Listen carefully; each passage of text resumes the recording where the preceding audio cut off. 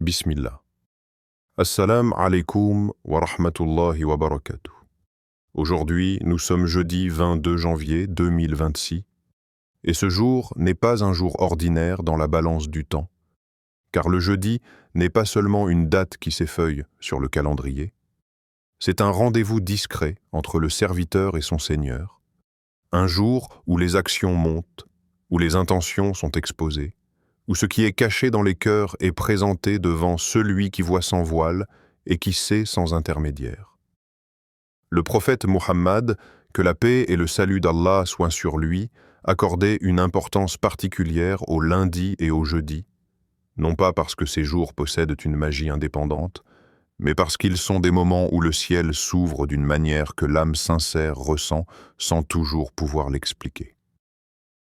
En ce jeudi 22 janvier 2026, si tu es là à écouter ces mots, à prêter attention à ce rappel, ce n'est pas une simple coïncidence algorithmique, ce n'est pas un hasard numérique, ce n'est pas une vidéo parmi d'autres qui défile devant tes yeux fatigués.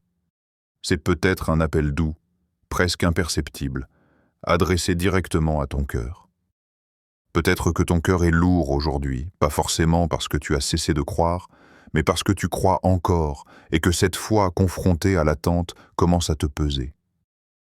Peut-être que tes efforts sont nombreux, visibles, constants. Tu te lèves tôt, tu travailles, tu cherches, tu frappes aux portes, tu multiplies les démarches, tu fais ce que l'on attend de toi.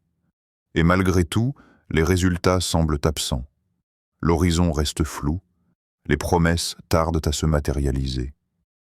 Peut-être que tu invoques Allah dans le silence de la nuit, quand personne ne te voit, quand les masques tombent, quand la langue tremble parfois plus que les lèvres ne bougent, et tu patientes encore et encore, parce que tu sais que le croyant n'a pas d'autre refuge qu'Allah. Et pourtant, intérieurement, une question commence à murmurer. Pourquoi rien ne change? Pourquoi ce blocage? Pourquoi cette attente interminable? Et ce murmure ne fait pas de toi un mauvais croyant. Il fait de toi un être humain, un serviteur éprouvé, un cœur en quête de sens. Mais écoute attentivement, non pas avec les oreilles seulement, mais avec cette partie de toi qui sait encore reconnaître la vérité quand elle se présente sans artifice, car en ce jour béni, Allah rappelle à ses serviteurs une vérité que le monde moderne a presque effacée.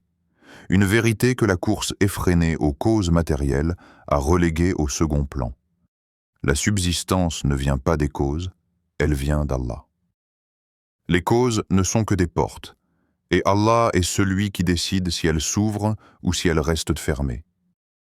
Le travail ne nourrit pas par lui-même. Le salaire ne rassasie pas par lui-même. Le contrat ne garantit rien par lui-même, car combien ont travaillé sans relâche et sont restés dans la gêne, et combien ont reçu sans avoir jamais planifié. Cette vérité n'est pas là pour t'encourager à l'inaction, mais pour redresser ton regard, pour réaligner ton cœur, pour t'empêcher de faire des causes une divinité silencieuse à laquelle tu sacrifies ton énergie, ta paix et parfois même ta foi. Allah est Ar-Razzaq, le pourvoyeur, celui qui donne avant même que la demande ne soit formulée, celui qui nourrit l'enfant dans le ventre de sa mère sans que cet enfant ne sache prononcer un mot, celui qui fait pousser la graine dans la terre obscure sans que personne ne la voie, celui qui distribue sa subsistance avec une sagesse que l'esprit humain ne peut pas toujours comprendre.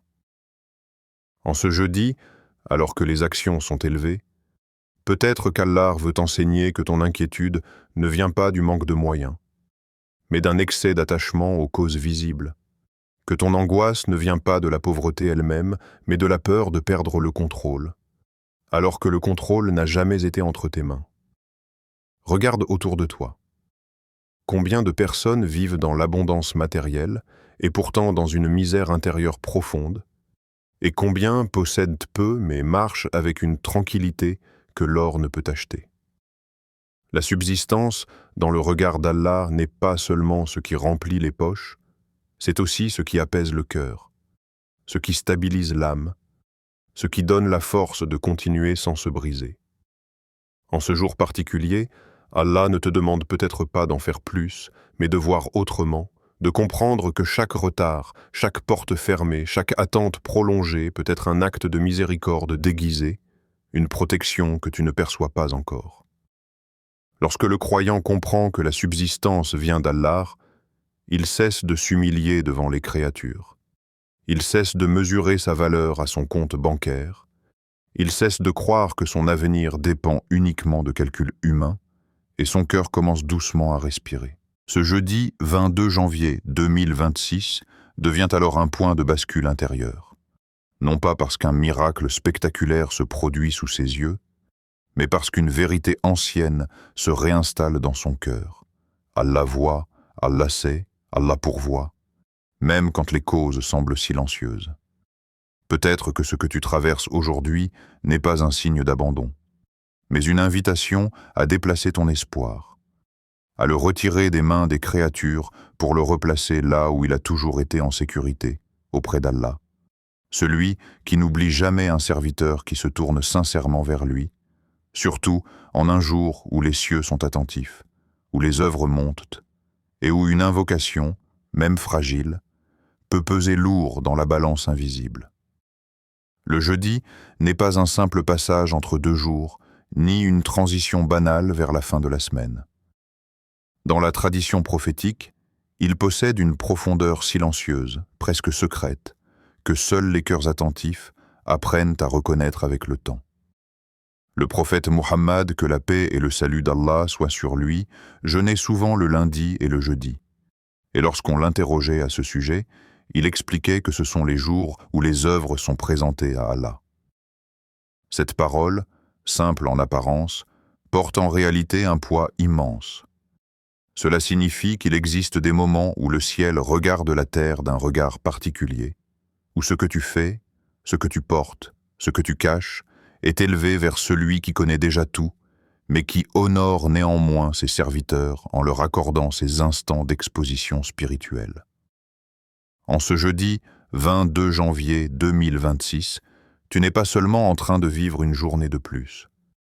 Tu es en train de traverser un espace-temps où tes prières, même les plus courtes, tes efforts, même les plus discrets, et tes soupirs, même étouffés, prennent une autre dimension. Ce que tu croyais insignifiant, Allah le voit. Ce que tu pensais perdu dans l'oubli, Allah l'élève. Ce que tu as fait sans témoin humain, Allah l'enregistre avec une précision parfaite. Il y a, dans le jeudi, quelque chose de profondément apaisant pour le croyant fatigué. C'est comme si ce jour disait à ton cœur, tu peux déposer ce que tu portes. Déposer la fatigue accumulée par des semaines d'efforts. Déposer les questions sans réponse. Déposer les attentes qui commencent à peser. Le jeudi devient alors un jour de dépôt des soucis, non pas parce que les problèmes disparaissent immédiatement, mais parce que tu n'es plus obligé de les porter seul. Lorsque tes œuvres sont présentées à Allah, ce ne sont pas seulement tes actes visibles qui montent, ce sont aussi tes états intérieurs. La patience que tu as forcée, la retenue que tu as choisie, la confiance que tu as maintenue, alors que tout semblait te pousser au découragement. Tes larmes discrètes, celles que personne n'a vu couler, celles que tu as essuyées rapidement pour ne pas inquiéter, celles que tu as versées dans la solitude de la nuit, ne sont jamais considérées comme faiblesse auprès d'Allah. Elles sont des preuves silencieuses de ton attachement, des témoignages de ta sincérité, des signes que ton cœur est encore vivant. En ce jeudi 22 janvier 2026, il est possible que tu n'aies rien de spectaculaire à montrer au monde. Peut-être que ta vie extérieure semble ordinaire, bloquée, répétitive. Mais dans les cieux, une autre lecture se fait. Tes invocations nocturnes, même celles qui se répètent sans changement apparent, sont élevées. Tes efforts silencieux, ceux qui n'ont pas été applaudis, ceux qui n'ont pas été reconnus, montent également. Il y a une sagesse profonde dans le fait qu'Allah ait choisi le jeudi comme jour de présentation des œuvres. Cela rappelle aux croyants que la valeur réelle de ce qu'il fait ne dépend jamais du regard des créatures. Tu peux être ignoré sur terre et honoré dans le ciel. Tu peux être incompris ici-bas et pleinement connu auprès d'Allah. Cette réalité, lorsqu'elle s'installe dans le cœur, transforme la manière dont tu vis l'épreuve. Tu ne travailles plus uniquement pour un résultat immédiat. Tu avances avec la conscience que chaque pas est vu, chaque intention est pesée, chaque sacrifice est enregistré. Le jeudi est aussi un jour où le cœur est invité à se regarder lui-même avec honnêteté. Quand tu sais que tes œuvres sont présentées, tu prends conscience que ce qui compte n'est pas seulement ce que tu fais, mais comment tu le fais et pour qui tu le fais. Peut-être qu'en ce moment, tu pries avec un cœur fatigué, mais sincère. Peut-être que tu invoques sans l'élan des premiers jours, mais avec une fidélité silencieuse. Peut-être que tu continues d'avancer alors que l'enthousiasme a laissé place à une patience lourde. Tout cela a une valeur immense. Allah ne mesure pas l'intensité émotionnelle, il mesure la constance. Et le jeudi devient le témoin de cette constance-là, celle qui ne fait pas de bruit, mais qui résiste au temps. Il arrive souvent qu'avant qu'Allah n'ouvre une porte visible, il commence par ouvrir le cœur. Cette ouverture intérieure est parfois si subtile que tu ne la remarques pas immédiatement. Tu continues à penser que rien n'a changé, que la situation est la même, que les portes sont toujours fermées. Mais à l'intérieur, quelque chose se déplace. Tu réagis différemment. Tu supportes ce que tu n'aurais pas supporté auparavant. Tu fais confiance là où, autrefois, tu aurais paniqué. Tu acceptes là où tu te serais révolté. Cette ouverture du cœur est souvent la première réponse divine, celle qui prépare le terrain pour ce qui viendra ensuite. Allah sait que certaines portes, si elles s'ouvraient trop tôt, te feraient oublier celui qui les a ouvertes. Alors, il commence par renforcer ton cœur, par l'élargir, par l'habituer à la reliance plutôt qu'à la dépendance aux causes. En ce jeudi, prends un instant pour réaliser que ce que tu vis n'est pas figé. Le dépôt de tes soucis auprès d'Allah n'est pas un abandon de responsabilité, c'est un acte de confiance. Tu continues d'agir, mais ton cœur cesse de porter un poids qu'il n'a jamais été créé pour supporter seul. Les œuvres qui montent aujourd'hui incluent aussi ta capacité à remettre à Allah ce qui te dépasse. C'est une forme d'adoration souvent oubliée. Accepter de ne pas tout maîtriser, reconnaître ses limites et continuer malgré tout à marcher. Le prophète, que la paix et le salut d'Allah soient sur lui, en jeûnant le jeudi, nous enseignait que ces jours ne sont pas seulement des jours de privation, mais des jours de recentrage, des jours où l'âme se rappelle que sa valeur ne dépend pas de ce qu'elle possède, mais de ce à quoi elle s'attache. Ce jeudi 22 janvier 2026, alors que les heures s'écoulent, il se peut que rien d'extérieur ne change immédiatement. Les mêmes défis sont là, les mêmes questions restent sans réponse apparente. Mais dans l'invisible, quelque chose se passe. Tes œuvres sont élevées, ton état est présenté, ton cœur est regardé. Et parfois, c'est précisément dans ces moments où tu n'attends plus de signes spectaculaires que la transformation commence à s'ancrer profondément. Allah ne te demande pas de ressentir une paix parfaite, il te demande de rester tourné vers lui, même avec un cœur fatigué. Et le jeudi, plus que tout autre jour, te rappelle que cette orientation suffit déjà à donner du poids à ta présence, à ta patience et à ton cheminement, même quand tu avances sans certitude sur ce qui t'attend après la prochaine porte. La subsistance est l'un des sujets les plus sensibles pour le cœur humain, parce qu'elle touche à la survie, à la dignité, à l'avenir, et parfois même à l'estime de soi. Allah Azza wa Jal n'a jamais promis à ses serviteurs une vie facile, exempte de tensions, de manques ou de périodes d'attente, mais il a promis quelque chose de bien plus profond et plus solide. Une justice parfaite. Une justice qui ne ressemble pas toujours à ce que l'œil humain attend, mais qui agit avec une précision que le cœur finit par reconnaître, surtout lorsqu'il se retourne sur son passé et réalise que certaines portes fermées l'ont protégé, et que certains retards l'ont préparé à ce qu'il n'aurait pas supporté plus tôt. La subsistance, dans la vision islamique, n'est pas une simple question de moyens financiers ou de réussite matérielle. Elle est un terrain d'épreuve, un miroir de la relation entre le serviteur et son Seigneur, un espace où se révèle la profondeur de la confiance, du tawakkul et de la patience. Il arrive que la subsistance soit retardée, non pas parce qu'Allah n'entend pas l'invocation, mais parce que le temps de la réponse n'est pas encore arrivé. Le retard est souvent ce qui blesse le plus, car il crée une zone d'incertitude, un espace où le cœur commence à se poser des questions douloureuses. Tu fais ce qu'il faut, tu avances, tu demandes, tu espères, mais rien ne vient. Le retard oblige le croyant à se confronter à lui-même. Est-ce que je fais confiance à Allah seulement quand la réponse est rapide? Ou est-ce que ma foi tient aussi dans l'attente? Dans ce délai imposé, Allah observe comment le cœur réagit. Est-ce qu'il s'endurcit? Est-ce qu'il se révolte? Ou est-ce qu'il s'adoucit et apprend à remettre l'affaire entre les mains de celui qui sait? Le retard n'est pas une négation du don. Il en est parfois la préparation la plus subtile. Il arrive aussi que la subsistance soit resserrée. Tu n'es pas totalement privé, mais tu es limité. Tu reçois juste assez pour avancer, mais pas assez pour te sentir à l'aise.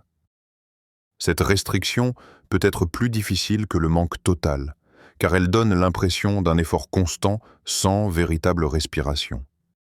Pourtant, cette phase de resserrement est souvent un espace de purification intérieure. Elle enseigne au cœur à distinguer le besoin réel du désir superflu.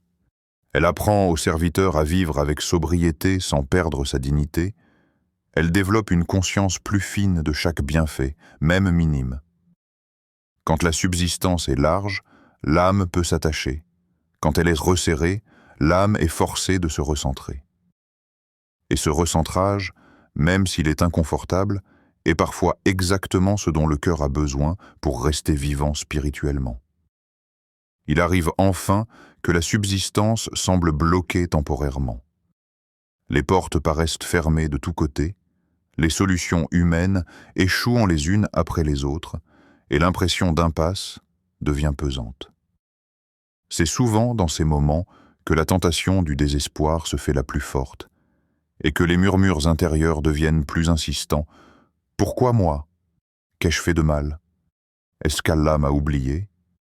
Mais la réalité spirituelle est tout autre. Ce blocage n'est ni un oubli, ni une injustice. Allah Azza wa Jal ne se trompe jamais de cible lorsqu'il éprouve, et il ne frappe jamais au hasard. Le blocage est parfois une manière de couper le serviteur d'une dépendance excessive aux causes visibles, de l'obliger à lever les yeux vers une autre source, plus stable, plus fiable, plus miséricordieuse. Lorsque toutes les portes humaines se ferment, le cœur est poussé, presque contraint, à frapper à la seule porte qui n'a jamais été verrouillée. Allah dit dans le Coran qu'il accorde la subsistance à qui il veut et qu'il la restreint à qui il veut. Cette parole divine est souvent mal comprise, car on l'interprète parfois comme une distribution arbitraire. En réalité, elle est l'expression d'une sagesse parfaite. Celui qui reçoit largement n'est pas nécessairement favorisé, et celui qui reçoit peu n'est pas nécessairement délaissé. La subsistance est aussi une responsabilité. Plus elle est large, plus l'épreuve est lourde. Comment l'utiliser? Comment la partager? Comment rester humble malgré l'abondance?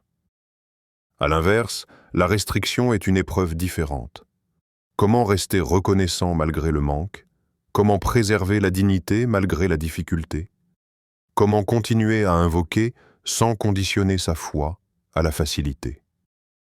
Dans les deux cas, l'épreuve est réelle, et la justice d'Allah se manifeste dans le fait que chaque serviteur reçoit exactement ce qui correspond à son état, à sa capacité et à ce qu'Allah veut l'amener à devenir. Parfois, Allah ferme une porte matérielle pour ouvrir une porte spirituelle plus grande. Cette réalité est difficile à accepter pour l'âme attachée aux résultats visibles, mais elle devient évidente avec le recul. Combien de personnes ont perdu un travail, un projet, une opportunité, pour ensuite découvrir une proximité avec Allah qu'elles n'avaient jamais connue auparavant?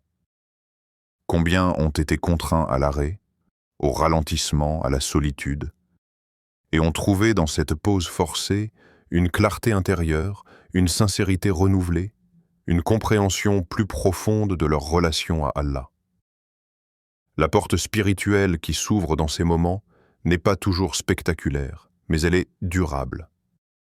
Elle transforme la manière de prier, la manière d'invoquer, la manière de percevoir la vie. Elle enlève certaines illusions et enracine le cœur dans une confiance plus stable. La subsistance devient alors un langage divin, une manière pour Allah de parler au cœur sans mots. Quand elle est retardée, elle dit « Attends, ton cœur n'est pas encore prêt ». Quand elle est resserrée, elle dit « Reviens à l'essentiel ». Quand elle est bloquée, elle dit « Change de direction intérieure ». Et lorsque le don arrive enfin, il ne vient plus comme une simple satisfaction matérielle, mais comme un signe, un rappel, une responsabilité. Le croyant qui a traversé ces étapes ne regarde plus la subsistance de la même manière. Il comprend qu'elle n'est jamais un dû, mais toujours une amana, un dépôt confié par Allah. Dans cette compréhension, la vie prend une autre saveur. Les comparaisons perdent de leur pouvoir, car chacun suit un chemin unique. L'impatience diminue, car le cœur sait que chaque chose arrive à son heure. La jalousie s'efface, car la subsistance de l'autre n'enlève rien à la tienne. Et surtout, la relation avec Allah s'approfondit, car elle n'est plus conditionnée par ce que tu reçois, mais par la certitude que celui qui donne et celui qui retient est le même, et qu'il n'agit jamais sans sagesse. Ainsi, la subsistance cesse d'être uniquement un objectif à atteindre et devient un moyen par lequel Allah façonne le cœur, l'éduque, le purifie et le rapproche de lui, même lorsque le chemin passe par l'épreuve avant le don.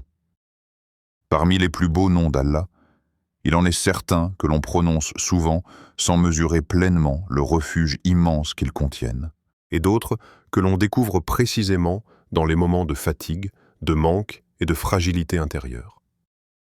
Ar-Razak fait partie de ces noms qui ne s'adressent pas seulement à la langue, mais directement au cœur. C'est un nom qui apaise avant même de promettre, qui rassure avant même de donner, qui enveloppe l'âme éprouvée d'une certitude silencieuse. Personne n'est oublié.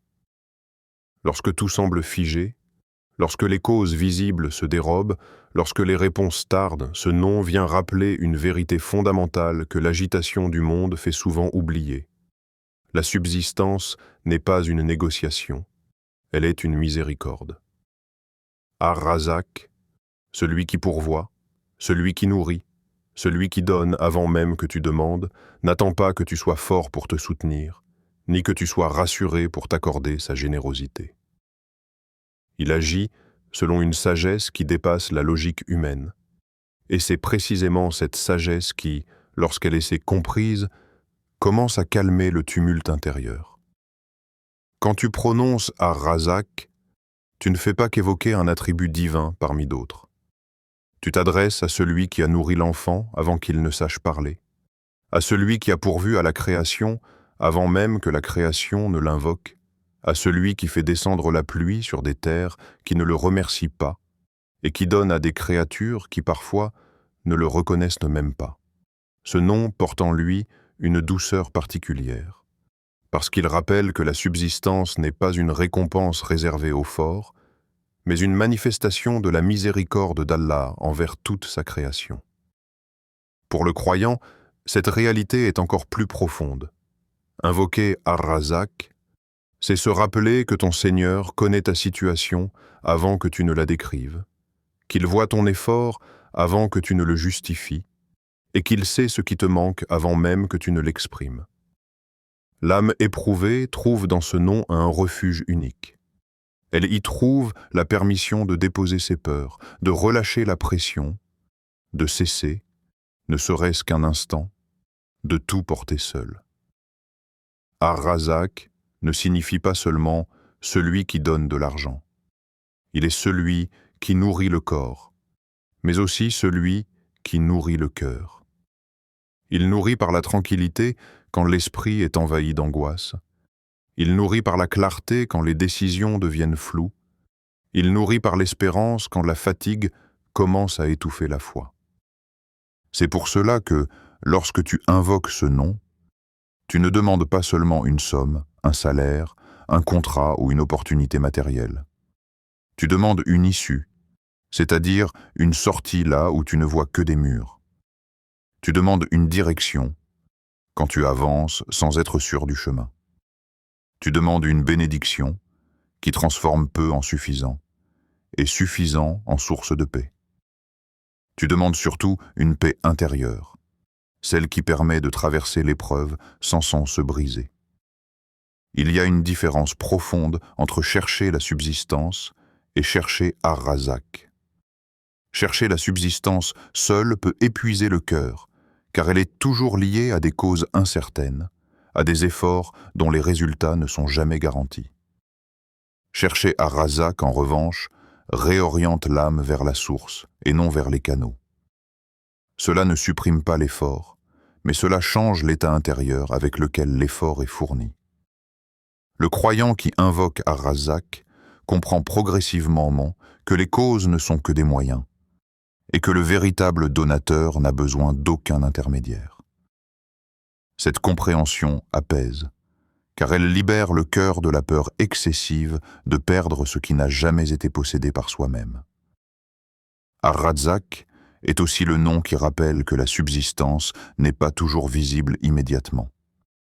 Parfois, elle se manifeste sous forme de patience renforcée, parfois sous forme de protection contre un mal que tu n'as jamais vu venir, parfois sous forme d'une idée, d'une rencontre, d'un changement intérieur qui, à terme, transforme toute une trajectoire de vie. Beaucoup attendent que la subsistance ressemble à ce qu'ils imaginent, alors qu'Allah, dans sa sagesse, donne souvent autrement. Invoquer Ar-Razak, c'est accepter cette réalité. Ce que tu reçois peut ne pas correspondre à ce que tu avais demandé, mais correspondra toujours à ce dont tu avais réellement besoin. Ce nom apaise aussi parce qu'il combat une peur profondément ancrée dans l'être humain, la peur de manquer. Cette peur, lorsqu'elle n'est pas maîtrisée, peut pousser à l'injustice, à la jalousie, à l'attachement excessif, voire à la transgression.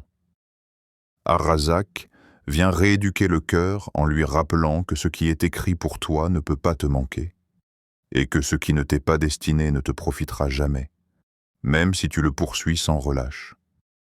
Cette certitude, lorsqu'elle s'installe, allège considérablement l'âme. Elle permet de travailler sans être obsédé, de donner sans craindre de perdre, de patienter sans se sentir abandonné. Dans l'invocation de ce nom, il y a aussi une dimension de proximité.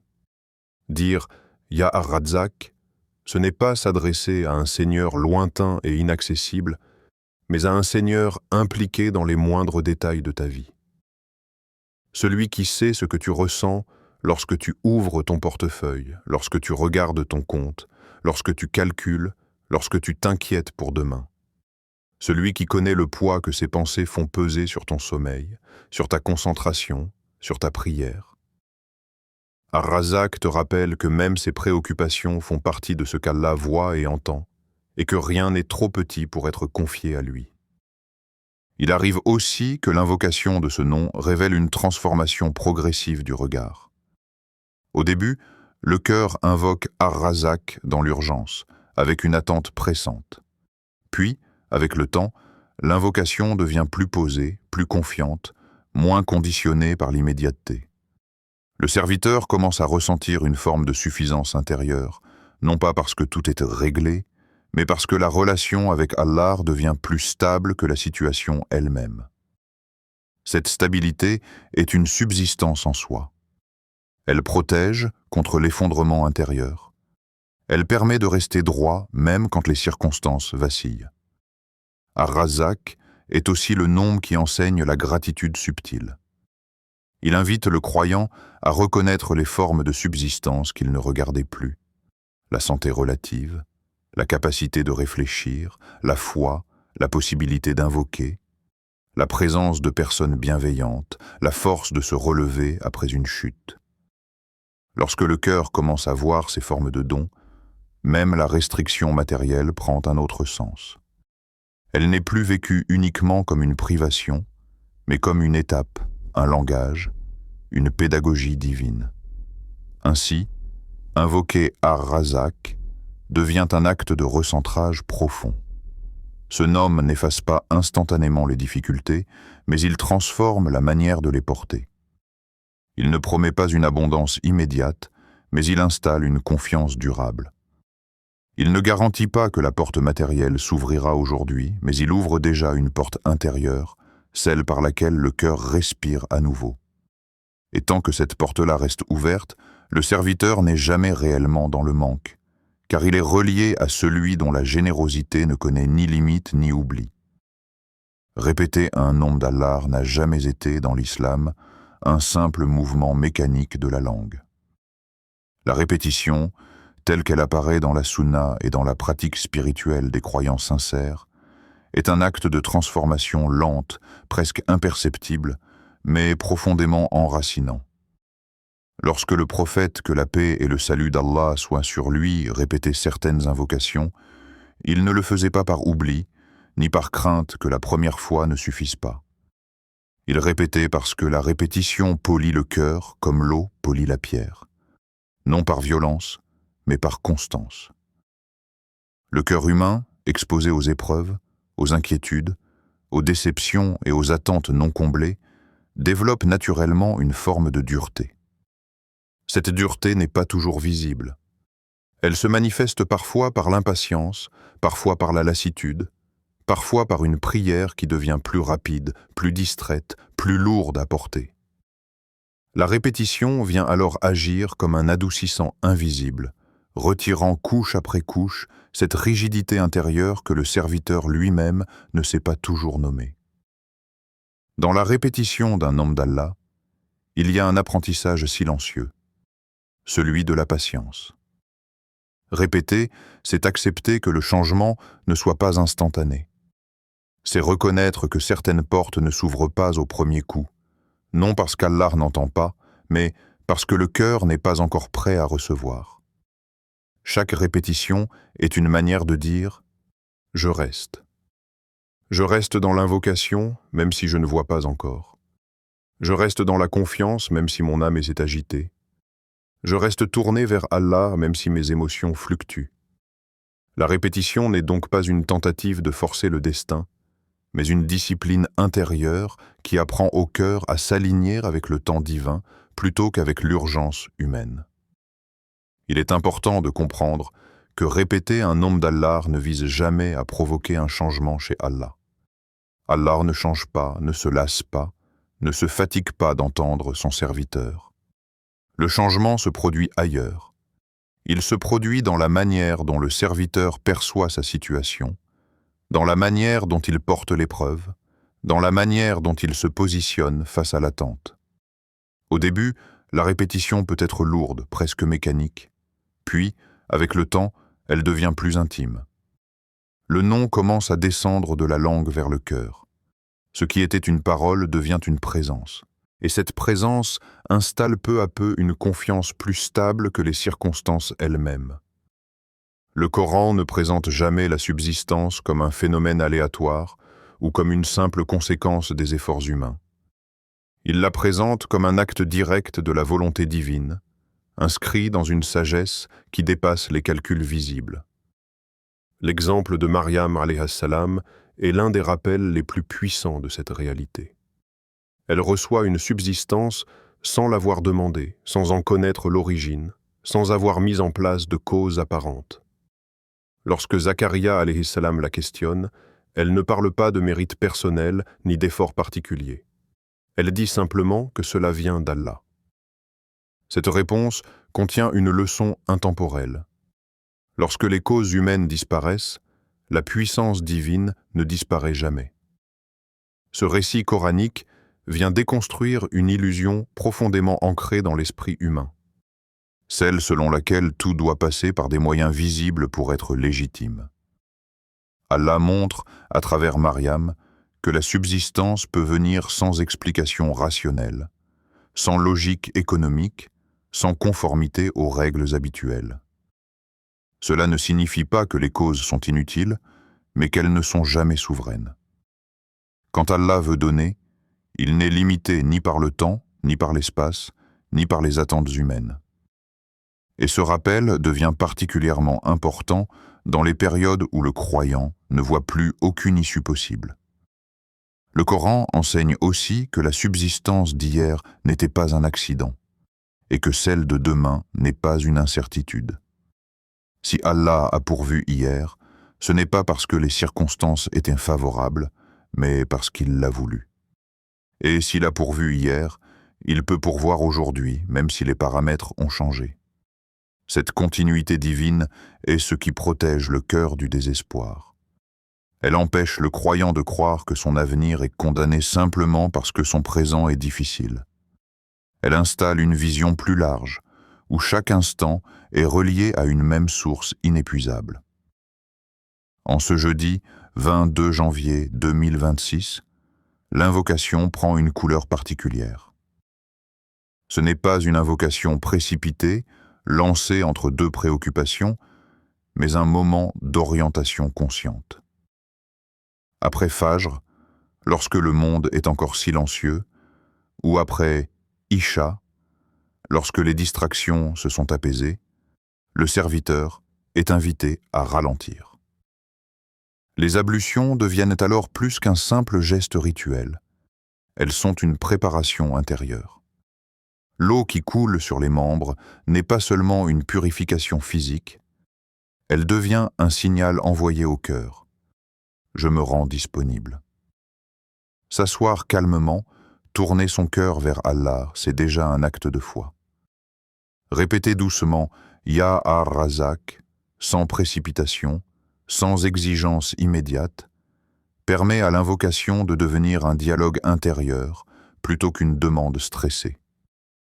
L'humilité dans la répétition n'est pas une posture extérieure, c'est une reconnaissance intérieure. Reconnaître que l'on ne sait pas toujours ce qui est réellement bon pour soi. La confiance, quant à elle, ne signifie pas absence de doute, mais décision consciente de continuer malgré l'incertitude. Lorsque le serviteur exprime ensuite sa demande avec ses propres mots, il ne récite pas une formule figée. Il parle avec ce qu'il est, avec ce qu'il ressent, avec ce qu'il comprend. Et cette parole personnelle, même maladroite, même hésitante, a une valeur immense lorsqu'elle est portée par la sincérité. L'islam redéfinit profondément la notion de richesse. Elle n'est pas réduite à l'accumulation, ni à la possession visible. Le prophète, que la paix et le salut d'Allah soient sur lui, a enseigné que la véritable richesse est celle de l'âme satisfaite. Cette satisfaction n'est pas une résignation passive, mais un état intérieur où le cœur cesse de lutter contre ce qu'il ne contrôle pas. Un cœur riche de tawakkul est un cœur qui avance sans être paralysé par la peur du lendemain. Il agit, mais il ne s'effondre pas si le résultat tarde. Cette richesse intérieure transforme la manière de vivre les épreuves. Elle permet de rester digne dans le manque, reconnaissant dans l'abondance, équilibré dans les deux. Et lorsque cette richesse s'installe, Allah ouvre parfois des portes que l'esprit n'aurait jamais imaginées, non seulement parce que les circonstances changent, mais parce que le serviteur est devenu capable de recevoir sans se perdre. Se sentir bloqué ne signifie pas être abandonné. Rester patient ne signifie pas être passif. Rester droit ne signifie pas ne jamais vaciller. La confiance n'est pas l'absence de fatigue, mais la décision de ne pas laisser la fatigue définir la relation avec Allah. Allah ne prive jamais par cruauté. Lorsqu'il retarde, c'est souvent pour approfondir, pour protéger, pour préparer. Ce jeudi 22 janvier 2026 peut être vécu comme une simple journée de plus, ou comme un point discret où quelque chose commence à se déplacer à l'intérieur, même si rien n'est encore visible à l'extérieur. Sur rappel du messager d'Allah, que la paix et le salut d'Allah soient sur lui, nous te rappelons avant tout une chose essentielle, souvent oubliée dans le bruit du monde. Allah n'ignore jamais une invocation sincère, même lorsqu'elle est murmurée sans force, même lorsqu'elle est répétée avec fatigue, même lorsqu'elle est portée par un cœur qui ne sait plus comment espérer. Chaque parole qui sort de ton cœur, même maladroite, même incomplète, trouve un écho auprès de celui qui connaît déjà ce que tu n'arrives pas à formuler. Chaque larme qui coule, que tu caches au regard ou que tu essuies rapidement pour ne pas inquiéter, est vue. Elle n'est jamais perdue. Elle n'est jamais vaine. Elle fait partie de ton cheminement, de ton dépôt silencieux auprès d'Allah. Chaque effort que tu fournis, même lorsqu'il semble inutile, même lorsqu'il ne produit pas encore de résultats visibles, est compté avec une précision parfaite. Allah ne mesure pas ta valeur à ce que tu possèdes, mais à la sincérité avec laquelle tu continues d'avancer malgré l'épreuve. En ce jeudi, ce jour où les œuvres sont élevées, ce rappel t'invite simplement à te recentrer, à reprendre ton souffle intérieur, à te souvenir que tu n'es jamais seul dans l'attente. Peut-être que la subsistance que tu attends ne ressemble pas encore à ce que tu imagines, mais elle est déjà en train de prendre forme, parfois dans l'invisible, parfois dans ton cœur avant d'apparaître dans ta vie. Que ce jeudi soit pour toi un pas de plus vers Allah, non pas par de grandes paroles, mais par une confiance renouvelée, même fragile. Qu'Allah t'accorde une subsistance bénie, qu'elle soit visible ou invisible, matérielle ou intérieure, immédiate ou différée, dans ce monde et dans l'au-delà. Que ton cœur trouve suffisamment de paix pour continuer à invoquer, suffisamment de lumière pour ne pas désespérer, et suffisamment de confiance pour remettre ton affaire entre les mains de celui qui pourvoit sans limite. Barakallahu fikum. Wa salam alaykum wa rahmatullah.